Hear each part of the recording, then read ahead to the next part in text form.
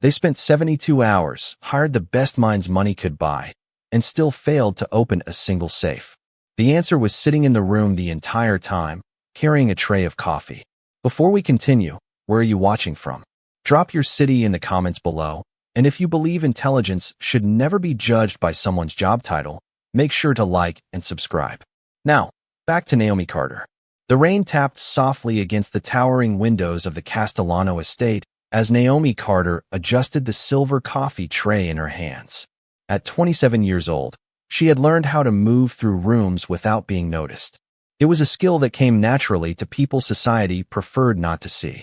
Her dark skin, simple housekeeping uniform, and quiet demeanor made it easy for wealthy guests to look right through her. Most days, that invisibility felt like protection. Tonight, it felt different. The atmosphere inside the mansion was heavier than the storm clouds gathering over the Chicago skyline. Every hallway seemed quieter. Every face looked strained. Even the household staff whispered when they spoke. 3 days earlier, Gabriel Castellano had buried his father. The funeral had drawn politicians, business leaders, judges, and influential figures from across the country. They had all come to pay their respects to Vincent Castellano, a man whose influence had shaped industries for decades. Yet now, after the flowers had wilted and the condolences had faded, a different problem remained. A problem no one could solve. Naomi stepped into the East Conference room and immediately felt the tension pressing against her chest. The room was filled with men and women in expensive suits. Computer screens glowed across a 20-foot mahogany table. Legal documents were scattered everywhere. Half-empty coffee cups stood like monuments to sleepless nights. Some people rubbed their temples. Others stared silently at laptops, displaying pages of calculations and diagrams. At the center of it all stood Gabriel Castellano, 6 feet 3 inches tall, dressed in a charcoal suit despite the late hour. He looked as though he had not slept in days. His dark hair was slightly disheveled, something Naomi had never seen before. Usually, Gabriel projected complete control. Tonight, there was something else in his eyes. Frustration, concern, maybe even grief. On the wall behind him hung a massive photograph of Vincent Castellano smiling beside his family years earlier. Beneath that photograph sat a steel safe built into the wall. The safe itself looked ordinary. What made it extraordinary was what people believed it contained. Vincent Castellano had left behind a final instruction. A handwritten note discovered after his passing stated that the contents of the safe would determine the future direction of the family empire. No one knew exactly what was inside. Important documents, ownership records, personal letters, perhaps something else entirely. The only certainty was that Vincent had locked it with a custom security system unlike anything experts had encountered before. 72 hours had passed. Cybersecurity specialists had failed. Engineers had failed. Former federal investigators had failed. Even the company that manufactured the safe admitted they could not bypass its protection. Every failed attempt triggered another lockout period. Time was running out. Naomi quietly placed coffee cups in front of each guest. She kept her eyes lowered as she worked. That was the rule. Deliver the coffee. Collect the empty cups. Leave. Do not speak unless spoken to. Do not interrupt important conversations. Do not draw attention to yourself. Yet as she moved around the room, she could not help listening. We're missing something, one expert muttered. There has to be another layer. We've already analyzed every possibility, another replied. Gabriel turned toward the safe and exhaled slowly. The room fell silent. Even from several feet away, Naomi could sense the pressure weighing on him. Everyone was looking for an answer. No one had found one. She set the final coffee cup down and prepared to leave. Then her eyes drifted briefly toward the safe. Just for a moment. Just long enough to notice something that made her pause. Something small. Something seemingly insignificant. A detail no one else in the room appeared to be paying attention to. Naomi froze. The tray suddenly felt heavier in her hands. Her heart beat a little faster. Across the room, experts continued debating theories worth thousands of dollars an hour. None of them noticed the maid standing quietly by the door. None of them noticed the look forming in her eyes. And none of them realized that within the next few minutes, everything they believed about intelligence, status, and worth was about to be challenged. Naomi remained by the doorway longer than she should have. Her eyes stayed fixed on the safe while conversations continued around the conference table. The detail she had noticed was still there, small and almost invisible beneath the brushed steel surface. It was not a scratch. It was not damage. It looked intentional. Across the room, one of the cybersecurity consultants stood and pointed toward a digital projection displaying dozens of failed theories. "We have analyzed every sequence connected to Vincent Castellano's business history," he said confidently. "Dates, account numbers, property records, anniversaries, family birthdays. Nothing works." Another expert adjusted his glasses and shook his head. The man anticipated every obvious approach. Whoever designed this system expected professionals. Gabriel rubbed his forehead and stared at the photograph hanging above the safe. For a moment, the room grew quiet.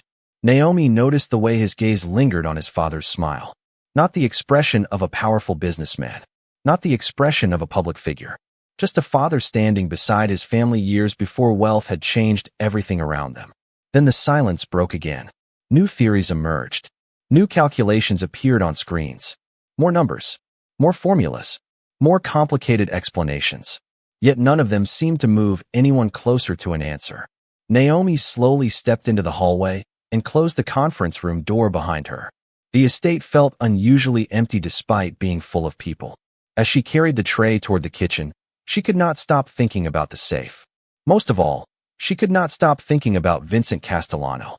During the 18 months she had worked at the estate, she had encountered him dozens of times. Unlike many wealthy men, Vincent had always remembered names. He thanked employees personally. He asked about their families. Sometimes he stopped to speak with gardeners, drivers, or kitchen staff as though their opinions mattered. That memory stayed with her now, because the clue on the safe did not feel like something created by a man obsessed with complexity. It felt like something created by a man who wanted someone to notice what everyone else ignored. In the kitchen, Naomi placed the tray beside the sink. Her supervisor, Martha Reynolds, immediately approached. "They need more coffee upstairs," Martha said. "Those people have been living in that room for 3 days." Naomi nodded. As she prepared a fresh pot, voices drifted from a television mounted above the refrigerator. News anchors discussed the uncertainty surrounding the Castellano empire. Financial analysts speculated about leadership changes. Reporters described growing concern among investors. The entire city seemed to be waiting for answers hidden behind one locked door. 20 minutes later, Naomi returned to the conference room, carrying another tray. The atmosphere had become even more tense. One consultant was arguing with another. A legal advisor paced near the windows. Gabriel stood alone beside the safe, his expression unreadable. Then Naomi saw it again. The same detail. The same tiny mark near the lower corner of the steel panel. This time she looked beyond it. Her eyes moved upward toward the family photograph. Then back to the safe. Then back to the photograph again. A strange feeling settled in her chest. Not certainty. Not yet. But something close. Something that made her wonder whether every expert in the room was searching in the wrong direction entirely. And as the realization slowly formed in her mind, Naomi felt the first hint of a possibility that no one else seemed willing to consider. The debate inside the conference room had reached a breaking point. Voices that had remained professional for days were now edged with frustration. One consultant insisted the solution had to involve advanced encryption. Another argued that Vincent Castellano had hidden the answer inside financial records. A third proposed dismantling part of the wall to access the locking mechanism from behind. Every suggestion sounded more complicated than the last. Gabriel listened in silence, his patience visibly thinning with each passing minute. Naomi carefully refilled the remaining coffee cups and tried to focus on her work. Yet her attention kept returning to the photograph above the safe. There was something unusual about it. Not the image itself, but the way it related to the steel door beneath it. Vincent had been many things during his lifetime, but one quality stood out above all others. He loved teaching lessons. Even ordinary conversations with him often felt like puzzles designed to make people think differently. Naomi remembered a moment from months earlier when she had accidentally dropped a stack of books in the library. While helping her gather them, Vincent had smiled and said something she never forgot. The obvious answer is usually invisible because people are too busy proving how clever they are. At the time, she had thought little of it. Now those words echoed inside her mind. Across the room, one of the experts suddenly pointed toward the safe. We need another access window, he declared. Without additional data, we are guessing. Another shook his head. There is no additional data. Then why would he leave a note? Someone else argued. The discussion grew louder. Naomi glanced again at the photograph. Vincent stood beside a much younger Gabriel. Both were smiling. The picture appeared ordinary until she noticed something near the bottom corner. A date. Not a birthday. Not an anniversary. A completely different date. Her pulse quickened. She looked back at the safe, then at the note displayed on a nearby monitor, then back to the photograph. The connection seemed almost impossible. Yet the more she considered it, the more sense it made. Before she realized what she was doing, she took a small step toward the conference table. Nobody noticed. She cleared her throat softly. The room continued arguing.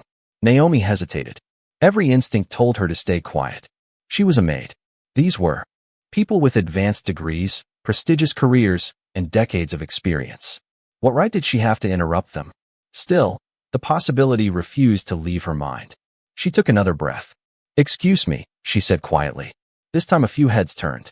The room fell partially silent. Naomi immediately wished she could disappear. One consultant blinked in surprise. Another looked openly annoyed. Gabriel shifted his attention toward her for the first time that evening. "Yes?" he asked. Naomi tightened her grip on the tray. "I think." Her voice nearly failed. "I think there might be something everyone is overlooking." For a moment nobody spoke. Then a short laugh escaped from one side of the table. Another followed. A senior analyst leaned back in his chair and exchanged an amused glance with a colleague. "Are we taking suggestions from the housekeeping staff now?" someone muttered. Several people smiled. One expert shook his head. "With respect, she is a maid." The words hung in the air. Naomi felt heat rise to her face. She lowered her eyes toward the floor. Around the room, expressions ranged from disbelief to amusement. Yet Gabriel did not laugh. He simply studied her face, noticing something the others missed. She did not look embarrassed because she was guessing. She looked nervous because she genuinely believed she might be right. The room remained silent for several seconds. Naomi could feel every eye on her. The weight of their attention was almost enough to make her take back what she had said. The experts around the table looked at her as though she had wandered into a conversation she could not possibly understand. One consultant folded his arms. Another glanced at his watch with visible impatience. The analyst who had laughed earlier shook his head and offered a thin smile. "With all due respect," he said, "this is a highly specialized security system. We have spent 3 days analyzing it." Several people nodded. Naomi swallowed hard. Every part of her wanted to apologize and leave. Yet the image of Vincent Castellano lingered in her mind. She remembered his calm voice. The obvious answer is usually invisible because people are too busy, proving how clever they are. Gabriel remained standing beside the safe. Unlike the others, he had not dismissed her. His expression revealed neither agreement nor skepticism. It simply invited her to continue. "What do you think we are overlooking?" he asked. Naomi hesitated before speaking. "I do not think Mr. Castellano wanted the answer hidden behind complicated mathematics or advanced technology." A few people exchanged amused looks. One consultant quietly sighed. Naomi continued anyway. "Everyone keeps studying the safe. Everyone keeps studying the security system. But nobody seems to be studying him." The room grew slightly quieter. Gabriel's eyes narrowed thoughtfully. Naomi turned toward the photograph hanging above the safe. "Your father always seemed to value people more than systems," she said softly. "He liked teaching lessons. He liked making people think differently." One expert leaned forward. "And your point is?" Naomi looked at the photograph. "The answer may not be inside the mechanism. It may be inside the message." The consultant frowned. "That is not a theory. That is philosophy." A few muted chuckles followed. Naomi felt her confidence slipping away. Then she noticed something else. A detail she had overlooked until that moment. Her gaze moved from the photograph to the handwritten note displayed on the monitor, then back to the photograph again. Suddenly the connection became clearer. Not complete, but clearer. Her heart began to race. The date in the photograph matched something hidden in the wording of the note. Not directly, indirectly, like a clue designed for someone who knew Vincent personally, someone who understood how he thought. "Wait," Naomi whispered almost to herself. Gabriel heard her. "What is it?" She stepped closer to the monitor. The room watched in silence. Slowly, She pointed toward a single sentence from Vincent's final instructions. A sentence everyone had already read hundreds of times. A sentence nobody considered important anymore. Naomi studied it carefully. The wording felt deliberate. Every word felt deliberate.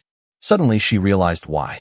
The experts had spent 72 hours searching for technical answers. Vincent had never intended them to search there. And standing beneath the warm glow of the conference room lights, with dozens of highly educated professionals watching her, Naomi felt the first true spark of certainty settle into place. For the first time since entering the room, she was no longer guessing. The conference room felt smaller now, not because anyone had moved, but because every conversation had stopped. Naomi stood beside the monitor, her eyes fixed on the sentence Vincent Castellano had left behind. For 3 days, dozens of experts had treated those words as a sentimental farewell. They had focused on algorithms, engineering diagrams, and security protocols. Nobody had considered that the note itself might be part of the solution. Naomi slowly looked up at Gabriel. "May I see the original note?" she asked. One consultant immediately objected. "This is ridiculous." Another shook his head. "We are wasting time." Gabriel raised a hand, and the room fell silent again. Without taking his eyes off Naomi, he handed her the carefully preserved document. Naomi accepted it with both hands. The paper was slightly aged, the handwriting neat and deliberate. She read the sentence again, then again. Her breathing slowed. Suddenly she smiled. It was not the smile of someone who had found an answer by chance. It was the smile of someone who had finally understood a joke that had been hidden in plain sight. "Your father was not giving instructions," she said softly. "He was leaving a memory." Several people exchanged confused looks. Naomi turned toward the photograph above the safe. "What happened on the day this picture was taken?" Gabriel looked surprised by the question. For several seconds he said nothing. Then his gaze drifted toward the image. "It was taken during a family trip," he answered quietly. "I was 12 years old." Naomi nodded. "And the date?" Gabriel studied the photograph more carefully. His expression changed. The date printed in the corner matched a sequence that appeared subtly inside Vincent's note. Not as numbers, as words. The realization seemed to hit him all at once. One of the analysts frowned. "What does that have to do with opening the safe?" Naomi stepped closer to the keypad. "Everything." The room became perfectly still. Naomi pointed toward a specific phrase in the letter. Everyone assumed this sentence was symbolic. It is not. It is literal. She explained her reasoning carefully. Vincent had hidden a sequence using references only family members would recognize. The date in the photograph was the first piece. The wording of the note provided the second. Together they formed a pattern. A simple pattern. So simple that every expert had overlooked it because they were searching for something more sophisticated. The consultant who had laughed at her earlier folded his arms. "And you believe that is the code?" Naomi nodded. "I do." The room held its breath. Gabriel stared at the keypad, then at Naomi, then back at the keypad. For 72 hours, he had listened to specialists present increasingly complicated theories. Now a woman carrying a coffee tray was asking him to trust a memory instead. "How certain are you?" he asked. Naomi met his eyes. Despite her nervousness, her voice remained steady. "Certain enough that I would have stopped looking 3 days ago." For the first time that evening, a faint smile appeared on Gabriel's face. He turned toward the safe. Slowly, he entered the sequence Naomi had identified. 1 digit at a time. The final number was pressed.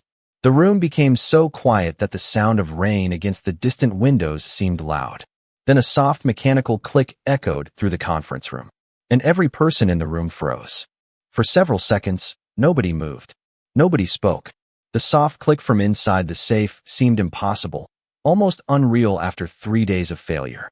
The consultants stared at the steel door as if they expected it to reverse itself and lock again. One analyst actually stepped forward and checked the keypad, convinced there had to be some mistake. But there was no mistake. The locking mechanism had disengaged.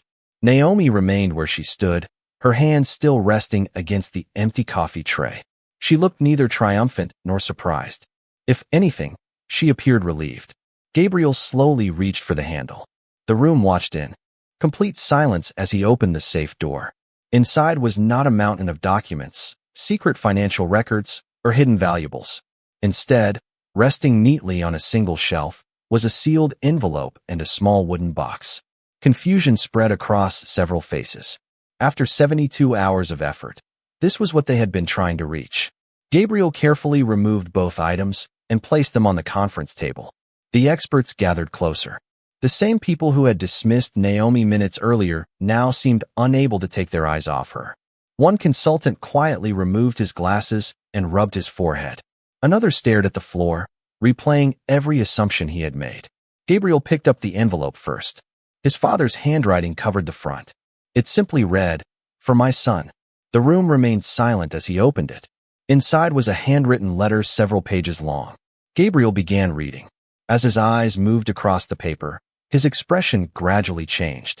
The tension that had defined his face for days seemed to soften. At one point, he even smiled faintly. Then his gaze stopped on a particular paragraph. He read it again before looking up. "Listen to this," he said quietly.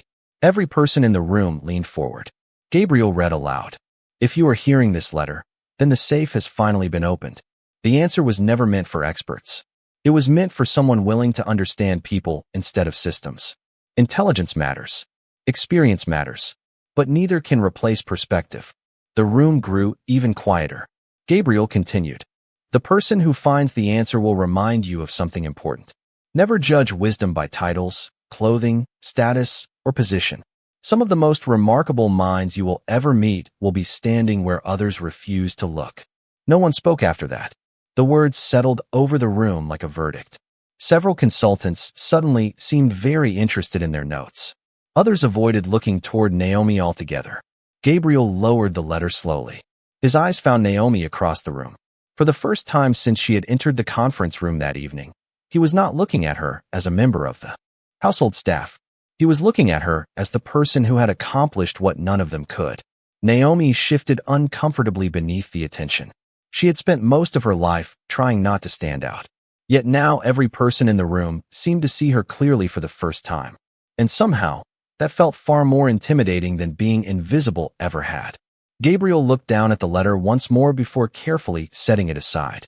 The conference room remained silent, but the atmosphere had changed completely. 3 days earlier, everyone in the room had arrived believing they were the smartest people present. Now they sat quietly while a housekeeper stood at the center of a conversation none of them expected. Gabriel's attention shifted toward the small wooden box that had been sitting untouched beside the letter. He opened it slowly. Inside was another envelope, thinner than the first. This one carried a different message written in Vincent Castellano's familiar handwriting. It read, "If Naomi Carter is standing in this room, give this to her." For a moment nobody reacted. Then several heads turned sharply toward Naomi. Her eyes widened. "Me?" she asked softly. Gabriel looked at the name again. There was no mistake. He handed her the envelope. Naomi accepted it carefully, her hands trembling slightly. The room watched as she opened it. Inside was a single folded page. She unfolded it and immediately recognized the handwriting. Months earlier, Vincent had occasionally left handwritten notes for staff members thanking them for small acts of kindness. This felt different, much more personal. Naomi began reading silently. As she read, emotion slowly appeared on her face. Surprise first, then disbelief, then something deeper. Gabriel noticed her eyes becoming glossy. "What does it say?" he asked gently. Naomi looked up. For a second, she seemed unsure whether she should answer. Then she took a breath. "It says he knew." The room remained still. "Knew what?" Gabriel asked. Naomi glanced back at the letter.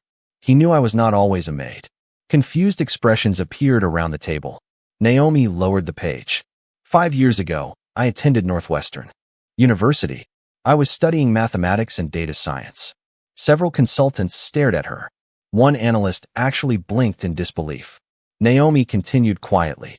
"I graduated near the top of my class. I had a full scholarship. I was accepted into a research program after graduation." Nobody interrupted. "Then my younger brother became seriously ill." Her voice softened. "My mother was already working 2 jobs. Someone needed to help care for him. Medical bills kept growing. Eventually, I left everything behind and started taking whatever work I could find." The room listened in complete silence. "I told myself it would only be temporary. But 1 year became 2, then 3. Eventually, people stopped asking what I used to do. They only saw the uniform." Naomi looked down at Vincent's letter again. "Mr. Castellano somehow found out." I never told him directly. Gabriel's expression grew thoughtful. That sounded exactly like his father. Vincent had always paid attention to details others ignored. Naomi smiled sadly as she read the final lines. He wrote that intelligence is a gift, but character is a choice.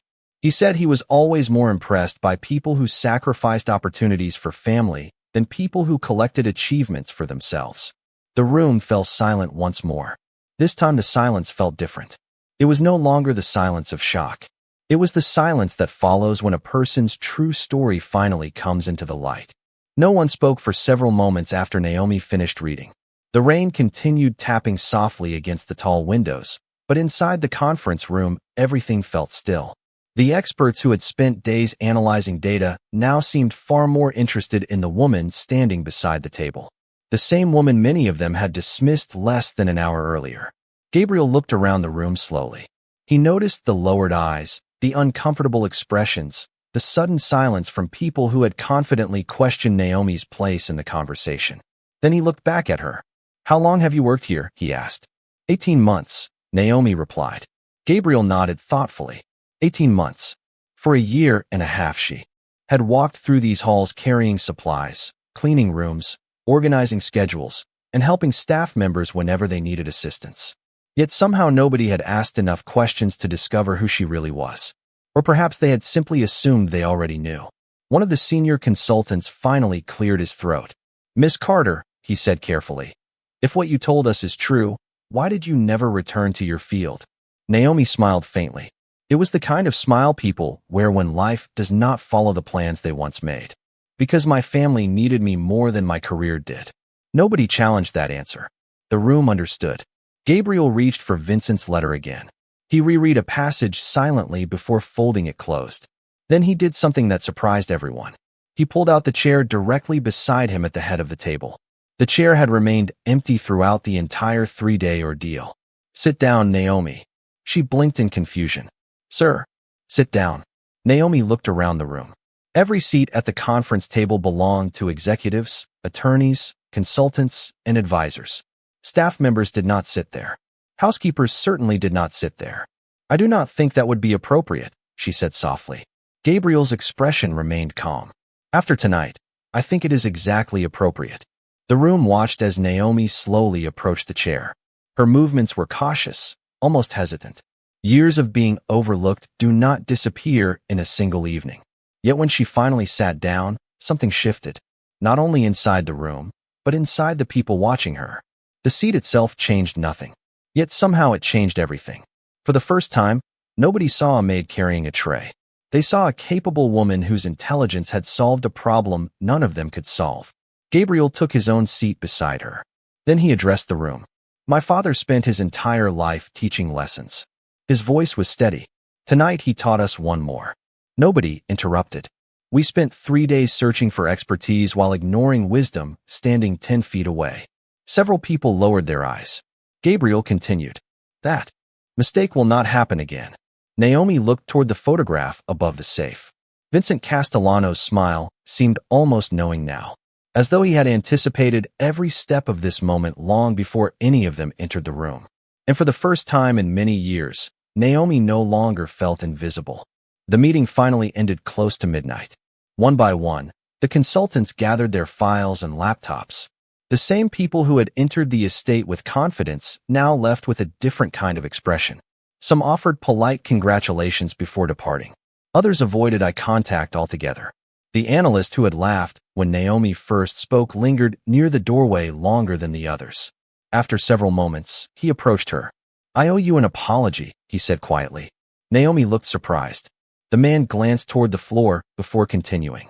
"I made assumptions about you the moment I saw your uniform. I was wrong." Naomi studied his face. The apology seemed sincere. "Thank you," she replied gently. The man nodded once and left. As the door closed behind him, the conference room grew quiet again. Only Gabriel and Naomi remained. The rain outside had stopped, leaving the city lights shining across the wet glass. For a moment neither spoke. Then Gabriel looked toward the photograph of his father. "He would have enjoyed this," he said with a faint smile. Naomi followed his gaze. "I think he planned it." Gabriel laughed softly. "That sounds exactly like him." The silence that followed felt comfortable rather than awkward. Gabriel opened the wooden box one final time. Beneath the letters was a smaller document that had gone unnoticed during the excitement. He unfolded it and scanned the page. His eyebrows rose slightly. Interesting. Naomi tilted her head. What is it? Gabriel handed her the paper. It contained a handwritten recommendation signed by Vincent Castellano months before his passing. The letter described Naomi's intelligence, integrity, and problem-solving ability. At the bottom was a simple instruction addressed to Gabriel. If circumstances ever reveal what I already know, offer her a seat at the table. People like Naomi do not come along often. Do not waste talent because it arrives wearing the wrong uniform. Naomi stared at the words. For several seconds, she could not speak. Gabriel folded the document carefully and placed it beside the others. My father was rarely wrong about people. Naomi smiled through eyes that had become slightly glossy again. He was kind to everyone. Gabriel shook his head. Not everyone. He was observant. There is a difference. He looked directly at her. You solved in 1 minute what dozens of experts could not solve in 3 days. You earned your place here. Naomi glanced around the enormous conference room. Earlier that evening, she had entered carrying coffee. Now she was sitting in a chair beside the head of the table, discussing the future. The contrast felt almost unreal. Gabriel stood and extended his hand. Tomorrow morning, I want you to meet with the executive team. Naomi blinked. The executive team? Yes. A smile touched the corner of his mouth. And before you tell me no, understand something. This is not charity. This is not gratitude. This is recognition. Naomi slowly stood. The weight of everything that had happened finally settled over her. Years of sacrifice. Years of being overlooked. Years of believing opportunities belonged to other people.